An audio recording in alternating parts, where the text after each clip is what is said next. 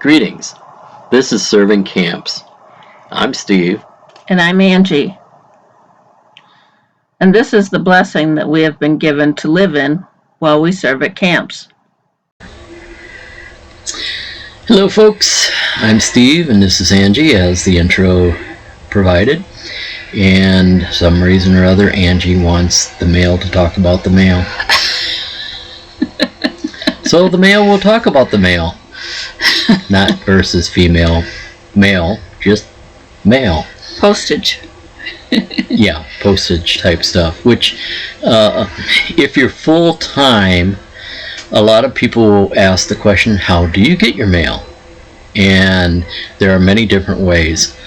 Some people that we've come across will have family members that they feel responsible enough to have their mail sent directly to their homes, and then they can share, however they want it sent, sort of thing, that way. For us, we have a company in Rapid City that does it for us, that throws away all the junk mail, which we don't have a lot of junk mail, but throws away non-first class mail. And then when we desire, most of the time when we're at the camps for a longer period of time versus a campground, we'll request them once a month to send it to us. And there are many positive things about doing it that way, sort of thing. You don't get a whole lot sent to you, sort of thing. But these companies are out there that will provide mail forwarding, like I said. Some of the companies will provide other things that people are getting into full-time RVing need, like when you just don't know how to register with a state that you're wanting to register with. Some of the organizations, some of the mail forwarding companies that are out there will do that for you. Angie probably has a bit more information on that than I do. She handled that more than I did. As a really quick statement, you'll always hear, I tend to be transportation, she's accounting. And in this case, it's true, we don't get a lot of mail because, as I previously noted in one of our previous episodes, we signed up for a lot of the electronic billing and do pay our bills online through our bank. And so, every now and then we'll get some mail we have 2 sponsored kids with World Vision, so we get mail from them, and we have a couple of different dues and subscription type things that we'll get mail for, but a lot of times we don't get a lot of mail. But one thing that is required for residency is a physical address. This is not a P.O. box or a personal mailbox or anything like that. It is a physical address of somebody's house or company or something like that where you're going to claim your residency. A lot of times they won't even accept a company address, but it depends on the state. You have to check with the state to see exactly what they are requiring. But one of the things that we're gonna talk a lot about residency this time. There are 9 states that do not have state income tax, which is a positive if you're trying to make your retirement dollars go further, or even just your regular dollars go farther. Those states are Alaska, Florida, Nevada, New Hampshire, South Dakota, Tennessee, Texas, Washington, and Wyoming. And the 3 big predominant ones that are used by full-time RVers are Florida, South Dakota, and Texas. And that is because they are more favorable in their taxing regulations, their They don't tax your pensions and your social securities. They have good, if you have a trust account that you have set up, they have good laws on that as far as not taxing. And two of them are very warm, and one is very beautiful. yes, yes. Oh, sorry, Florida and Texas. You may consider yourself beautiful, but sorry, South Dakota's better. Oh. With some of the things that we're going to hit on today are things that specifically will hit your pocketbook if you're a full-time RVer. Things that you need to compare, and for everybody it's different as to what state they're going to claim as residency. Maybe you have a family member that lives in the state that you want to claim as residency.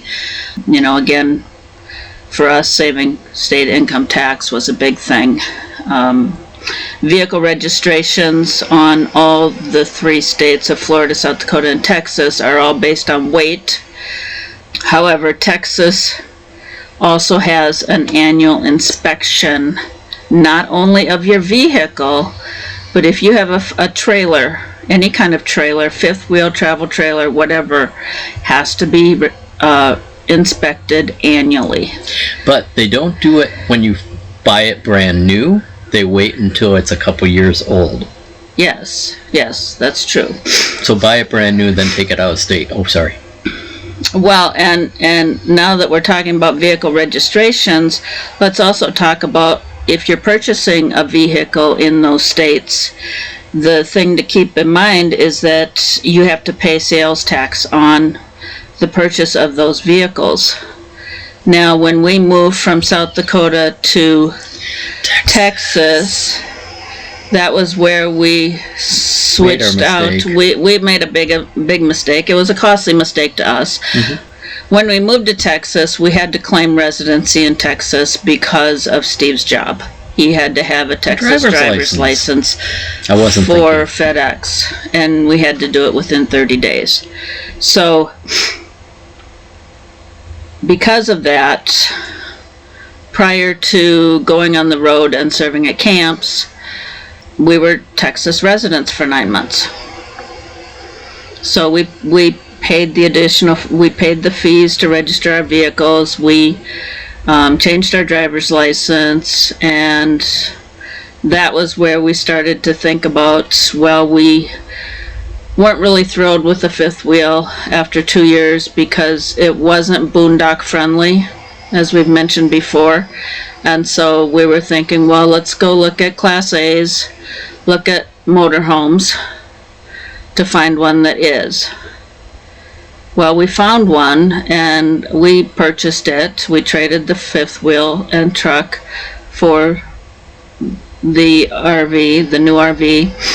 And when we purchased it in Texas, we were charged 8.25% sales tax, which is the state income tax, or the state sales tax of 6.25, in addition to almost every city in Texas has a local tax that sales tax that you also have to pay based on where you're purchasing it.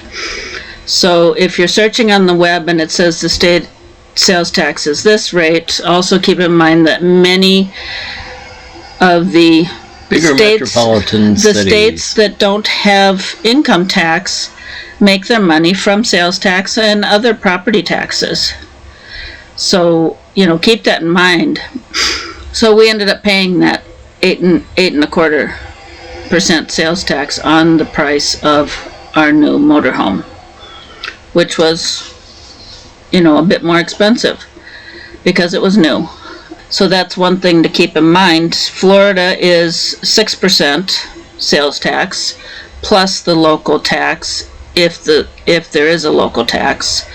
But South Dakota is only 4% on motorized vehicles.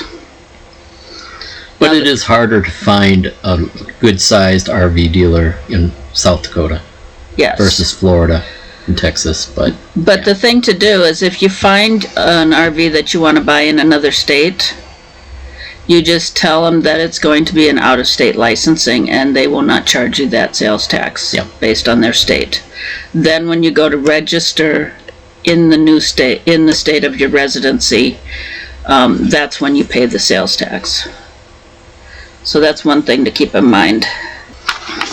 When we moved from South Dakota to Texas, one positive thing was that our insurance rates went down. For example, in South Dakota, our insurance for the fifth wheel and truck was about $2,000 a year, whereas in Texas it was about $1,200 a year. But the other thing to look at is, whatever state you're in, your insurance may be more expensive because of repeated weather issues. In South Dakota there's hail. Not so much as far as tornadoes, but there is a lot of hail, especially in the Black Hills area. South Dakota does not allow for glass replacement in the insurance. So that's like your windshield, because there's a lot of dirt roads and, rocks get kicked up all the time. So we do have it on our RV. They do allow it for RVs, but they do not allow it for trucks, cars, automobiles, just normal day-to-day vehicles. So for that, we're paying a little bit more on our insurance, but there's other things on the residency that we like better, being from South Dakota. So I think she wants me to talk about the fact that some states, depending upon the weight of the RV, especially if it's a motorhome, if it's a motorhome and it's over 26,000, looks like 800 pounds, but roughly that. 26,000 pounds. 26,000 pounds. They may require a non-commercial CDL based upon whatever the weight is and what the item what the vehicle has. It also depends on combined vehicle weight, because depending upon, I know there's a lot of people out there that will question this, and comments can go on underneath. Sometimes if you have a big F550 combined with a 44-foot toy hauler, your combined vehicle weight may actually up you to that scale, sort of thing. But in most cases, it's the idea you're an RV. As long as you are not for hire, you're not transporting anything you're getting paid for, you're a recreational vehicle, you shouldn't fall under the category of a commercial driver's license. But it is something that, depending upon what state you're getting a license in, you want to check, sort of thing. So for South Dakota and Florida, they don't require any special licensing, and Texas requires the non-commercial if you're over 26,000 pounds. Yep. Oh, I guess she wants me to talk about gun permits. Those who may have guns, I'm sure you probably don't admit that you have guns. You shouldn't admit that you have guns, or pistol, or for whatever reason that you have guns. But you might want to check with the state that you are wanting to reside in as to what they require for conceal and carry, because technically, if you're full-time, your RV is your house, and it can be gray areas, but it should be black and white that your house is, as long as you keep them in your house, sort of thing, where it should be, sort of thing. But some places are easier to get than others, states going wise. You just need to make sure Some states say that you aren't even supposed to have them, sort of thing. So, but South Dakota does not require any kind of permit anymore as of July 2023. Texas requires the completion of a license to carry course and range time, as does Florida. And Florida, you have to actually stick around for 90 days before you can get your permit, because it could take that long to get it. And the last thing we're going to talk about is the number of days in the state. This is one thing that you need to look into based on the state that you want to claim residency. In Texas, it's 30 days or on the surrender of your state license from your out-of-state. Florida is 183 days or surrender of the out-of-state license. And South Dakota, wonderful, wonderful South Dakota, is 1 day. 1 day. Actually, 1 night. 1 night. Yeah, you have to prove that you were either in a campground or a motel or something that shows proof that you spent 1 night in South Dakota in order to go in and get residency. Yeah, part of that residency is that you have to have a physical address for your mailing as far as what you're claiming on your license. You have to have a physical address, and then you'll probably want, if you don't have anybody taking care of your mail, you'll probably want a mail forwarding company to take care of your mail. And so you may actually have 2 addresses. So your physical address of where you're staying, and that has to usually be on 1 or 2 documents that you bring in to get your driver's license. So you'll need that physical address, and sometimes that can be hard because post offices will not claim a mail forwarding company as a physical address.